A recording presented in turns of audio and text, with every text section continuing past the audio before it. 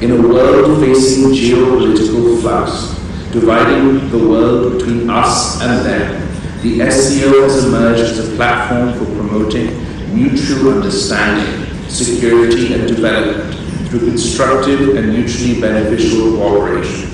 SCO's increasing influence and relevance is confirmed by its growing appeal. With each passing year, more countries are joining the organization, either as dialogue partners or observers or full members. We congratulate brotherly Iraq, which would soon become the newest member of the SCO family. We welcome the accession of Bahrain, Kuwait, Maldives, Myanmar, and the United Arab Emirates as new dialogue partners, and look forward to welcoming Belarus as a full member in the near future. Excellencies, in a bitterly divided world, humanity faces the greatest challenges we have ever faced. We've survived the COVID pandemic with our economy shaken, people's patience tested, and many questions arising about our readiness to face the next global crisis. The climate crisis poses an existential threat to humanity.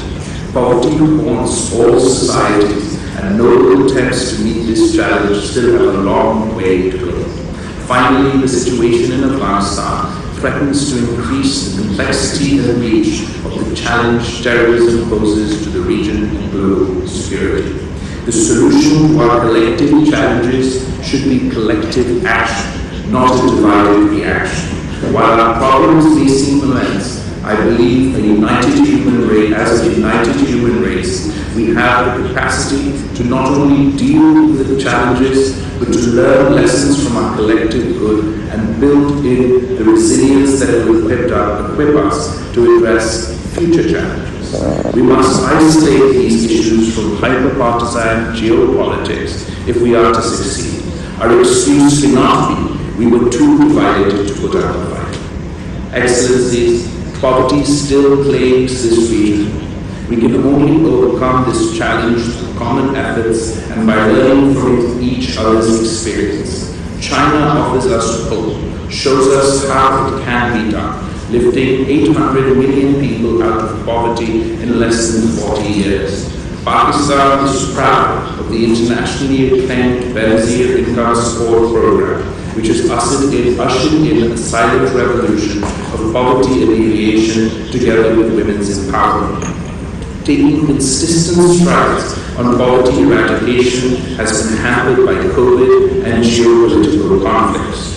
We need to set our priorities straight, to deliver to our people, to make poverty history. Chest thumping about economic progress rings hollow when the largest number of poor people on the planet dwell within our collective borders. Given our experience in this area, there is a very strong and compelling case for closer cooperation for poverty alleviation under SCO.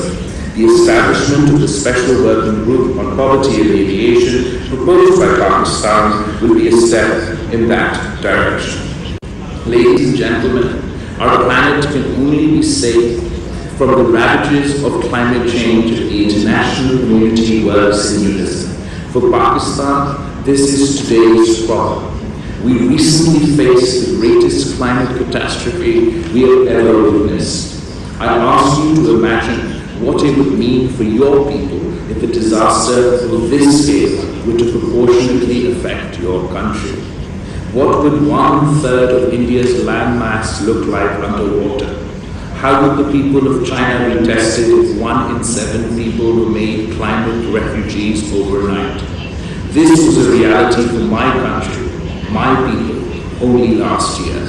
We are rebuilding our lives at great cost and bracing for the inevitability of such a disaster striking here. I am proud of Pakistan's leadership through our chairmanship of G77 plus China. We helped advocate for loss and damage to be included on the agenda of COP27. However, this is too little, too late, and much more needs to be done, especially by developed countries. We must hold the developed world up to their commitment of providing $100 billion annually for climate finance. While Pakistan has emerged as an important voice in the global discourse on climate change in the aftermath of said disaster, it is encouraging to see that the SCO is also attaching greater importance to this critical issue. The joint statement to be issued by the Councils of Heads of States on fighting climate change rightly calls for deepening cooperation in the areas of environmental protection. Excellency, the collective security of our peoples is our joint responsibility. Terrorism continues to threaten global security. Let's not get caught up in weaponizing terrorism for diplomatic points for it. When I speak on this topic, I do so not only as the Foreign Minister of Pakistan, whose people have suffered the most in terms of number of attacks and number of casualties. I also speak as the son of the mother who was assassinated at the hands of terrorists. I feel the pain of this loss, empathize with the victims across the world in a way that most cannot. I and my country are firmly committed to eradicating this menace. This requires not only a comprehensive approach, but also a collective approach. It demands we address the root causes as well as the threats posed by specific groups. It requires that we let this challenge unite us to fight it rather than divide us to become its victims. Our success requires us to isolate this issue from geopolitical partisanship. Practical, pragmatic solutions exist for us to put an end to this chapter once and for all. We must stop conflating non-state actors with state actors, condemn all forms of terrorism, including state-sponsored terrorism. Given that many SCO members confront the menace of terrorism, often from the same terrorist groups, SCO RATS needs to be further strengthened to effectively address the growing threats to peace and security in the SCO space.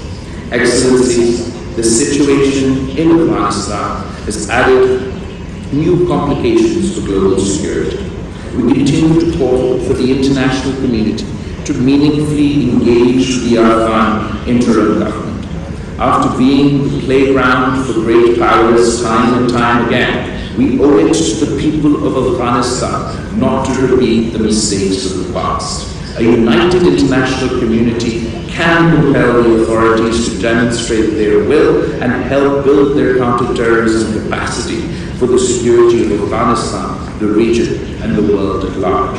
I feel compelled to raise the alarm that terrorist groups within Afghanistan are cooperating amongst themselves more than we are as the international community. As the country that will be the first but not the last to suffer the consequences, Pakistan calls on the international community to work towards addressing these security concerns so we can unlock the true potential not only of Afghanistan but the region as a whole. A peaceful, stable Afghanistan is key not only to regional integration, economic cooperation, but for global peace and stability. We believe the SCO Afghanistan Contact Group can play a role in coordinating practical cooperation with Afghanistan. Excellencies, the SCO was established to ensure security across Eurasia. The organization stands for strict observance of the UN principles of sovereignty, territorial integrity, and the people's right to self-determination. For its part, Pakistan remains committed to multilateralism and continues to play a leading role at all international forums, including the United Nations, for forging friendly relations among nations and supporting the peaceful settlement of long-standing international disputes. I want to make special mention of the commendable role China has recently played in bridging differences between Saudi Arabia and Iran, two countries that are also associated with the SCO. When great powers play the role of peacemaker, we can unlock the potential of peace while paving the way for greater cooperation, regional integration, and economic opportunities for our peoples. We must ensure respect for the universally recognized principles within the SCO, unilateral and illegal measures by states in violation of international law and Security Council resolutions runs counter to the SCO objectives. We need to be unambiguous in keeping our commitments and charting out a new future for our people, one that is not based on conflict preservation but on conflict resolution. We must also resolutely resist the temptation to stoke prejudice and discrimination to derive our identity. It is imperative that willful provocations and incitement to hate, especially on religious grounds, are roundly condemned. It is our collective duty to fight against fascism and historical revisionism that is leading to violent ultranationalism anywhere in the world. We must ensure that racism and xenophobic ideologies have no place in today's world, and fundamental human rights and freedoms are guaranteed to all. I would like to conclude by reaffirming Pakistan's unwavering support and commitment to the SCO's goals and objectives. The SCO represents more than 40% of the world's population and almost a quarter of the world's GDP. In other words, the SCO represents the future, and it can be a glorious and prosperous future for all of us, if only we can work together to seize it. I thank you. SCO में पाकिस्तान की नुमाइंदगी एजाज़ की बात है। रुकन ममालिक दरीना तारीखी, सकाफती, तहजीबी और जोग्राफियाई रिश्तों में बंधे हैं। एशियन कनेक्टिविटी के लिए SCO अहम प्लेटफॉर्म है। मुश्तरका तरक्की का हसूल, इलाकाई रवाबित और ताउन पाकिस्तान के विजन के साथ हम आहंग हैं।